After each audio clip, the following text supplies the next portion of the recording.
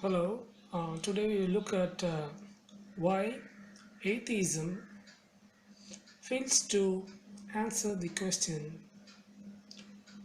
as to why there is something rather than nothing. I went through the latest speculation in physics about how nothing can give rise to space, time, matter. Their assumptions or what stopped me from believing them. The problem with the assumption is that they assume the quantum theory to be quantum mechanics to be real and true. They don't explain why it is there in the first place. So they start with that. They also don't explain how the laws of mathematics, mathematical theorems, the laws of logic came into being. They take that for granted. And they also take for granted cosmic inflation, which is necessary for the Big Bang to give out such a universe as this. And all these assumptions are not answered or explained by the atheists or the scientists who want to explain why there is something or there nothing and how nothing gave rise to everything. They also start by saying that nothing is not nothing, but it is the quantum vacuum where matter and antimatter are being constantly formed but being unstable. They immediately disappear. So they assume there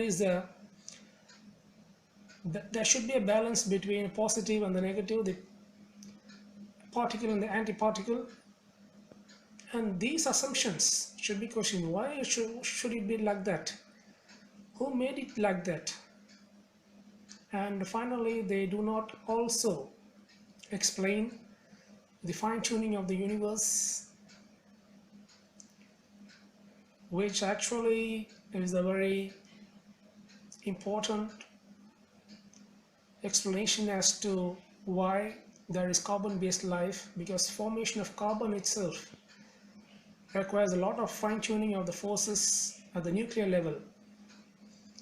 And they make all these assumptions and then they take these things for granted, and finally they say, there's the quantum field there and there's nothing there, nothing material out there, and this quantum field churns out unstable matter and antimatter, and these because of inflation and quantum theory mechanics somehow produce this universe.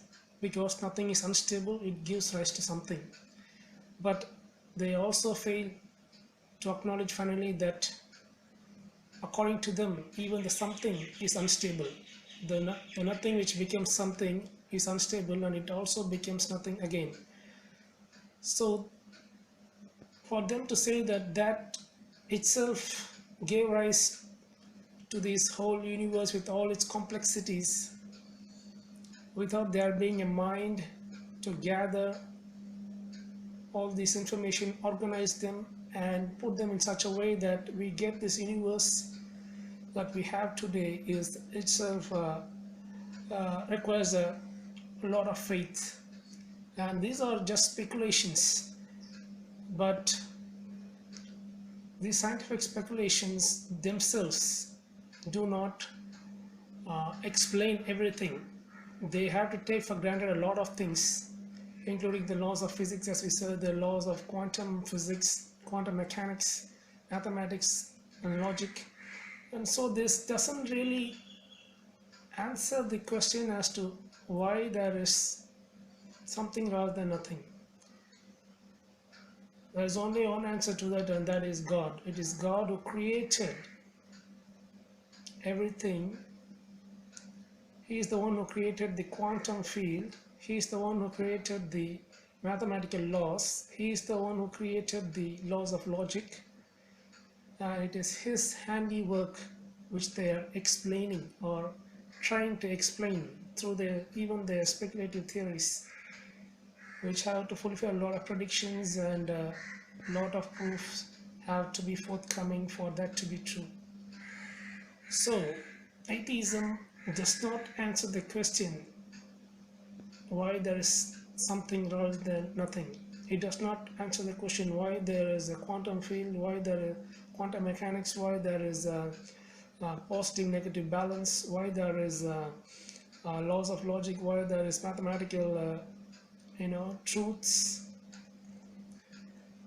and why there is fine tuning. So all these need a high degree of intelligent explanation.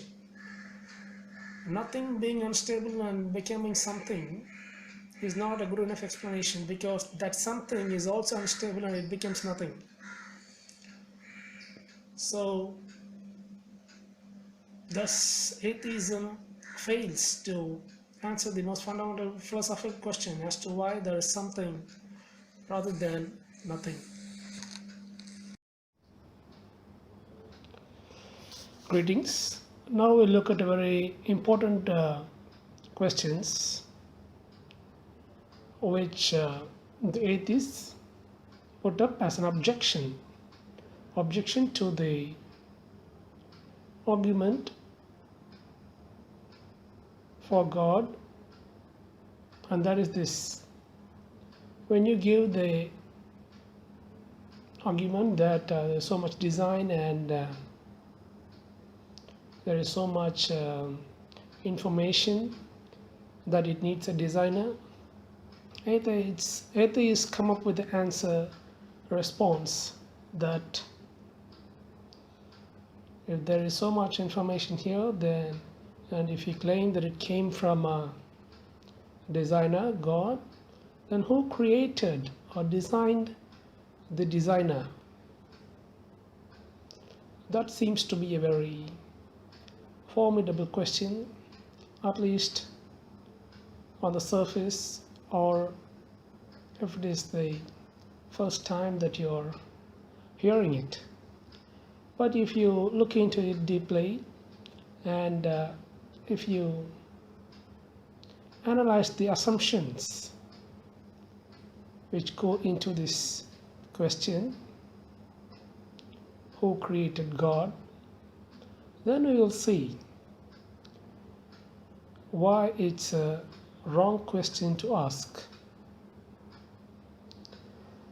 So we will start by saying that the atheists, in asking the question who created God, have assumed the law of causation or the law of cause and effect prior to God. That is what it means when they say that who created God. So the law of cause and effect precedes God. That's their understanding. Even if they're not thought through it, this is what it means. But what the Christian says is that the law of cause and effect itself was created by God. God does not come under the law of cause and effect. The law of cause and effect, the law of causation does not precede God. It is one of the laws created by God to govern His creation, and we need to understand that very clearly.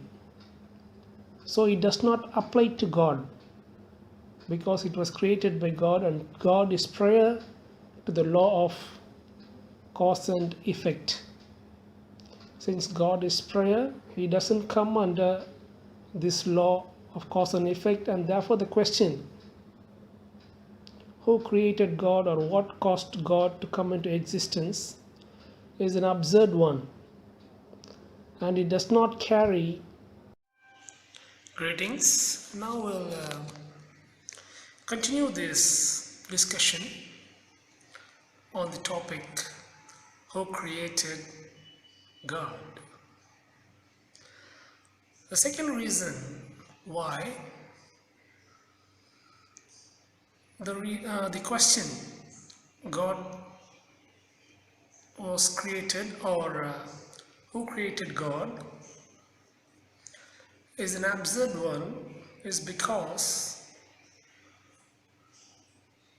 only things that begin to exist have a cause. Everything that begins to exist has a cause. But God is beginningless and endless. He is eternal. Therefore, He doesn't come under, He is not caused and He doesn't come under the law of causation. That is why this argument is not a special pleading. Okay, because the nature of God is such that He is beginningless and endless, and He is outside time, and all these beginning and time, all these are necessary for causation. Okay, so when the universe was created, according to at least the Big Bang theory, time came into being along with matter and matter, energy and space. But God is outside time and He is uncaused. That is how Christians define God. He is the cause or the uncaused cause of everything that began to exist. So that is why the question, who created God? God being something or someone who was created is absurd. And